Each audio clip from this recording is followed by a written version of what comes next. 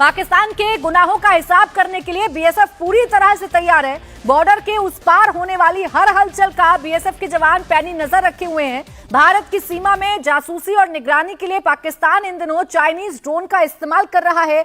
Extra force के साथ तारबंदी पर 24 घंटे चौकसी रखी जा रही है। हथियारों के साथ बीएसएफ का पैदल मार्च हो रहा है। सुरक्षा एजेंसियां भी हाई अलर्ट पर हैं क्योंकि जैसलमेर देश और दुनिया के लिए बड़ा टूरिस्ट प्लेस है। वहीं सुरक्षा के नजरिए से भी जैसलमेर अहम है क्योंकि 1971 में पाकिस्तान ने जैसलमेर से ही अटैक किया था, लेकिन भारतीय सेना ने पाकिस्तानी सेना को चारों खाने चित कर दिया था। तो युद्ध चाहे कोई भी हो, पाकिस्तान का हारना तय होता है और यह पाकिस्तान भी जानता है कि उसने पंगा तो लिया है भारत से, लेकिन भारत इस बार नेस्ता नाबूद करने के मूड में है। पाकिस्तान हिंदुस्तानी सेना की एक्टिविटी पर भी नजर रख रहा है।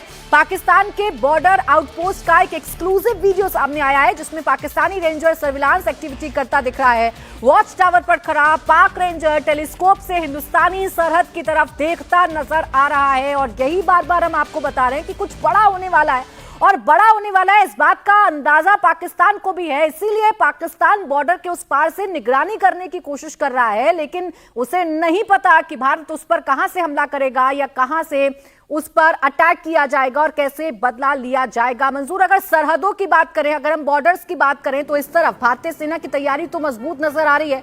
पाकिस्तान भी वहां से लगातार कोशिश कर रहा है कि निगरानी रखी जाए। क्या किस प्रकार इस वक्त बॉर्डर के हालात हैं?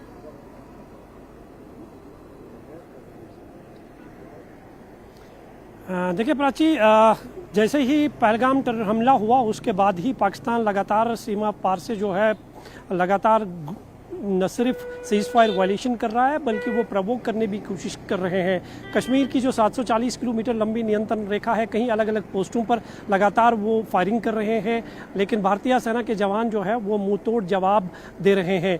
पाकिस्तान की तरफ से अक्सर ऐसा देखा जाता है, जब भी कोई इंसिडेंट होता है तो वो सिक्योरिटी फोर्सेस को एंगेज करने के लिए इस तरह की हरकतें जो है हर बार करता दिखाई दे रहा है। लेकिन सिक्योरिटी जो है पहले से ही न सिर्फ कश्मीर में बल्कि पूरे बॉर्डर एरियाज में सख्त कर दी गई थी। जवानों को अलर्ट पर रहने के आदेश दिए गए थे।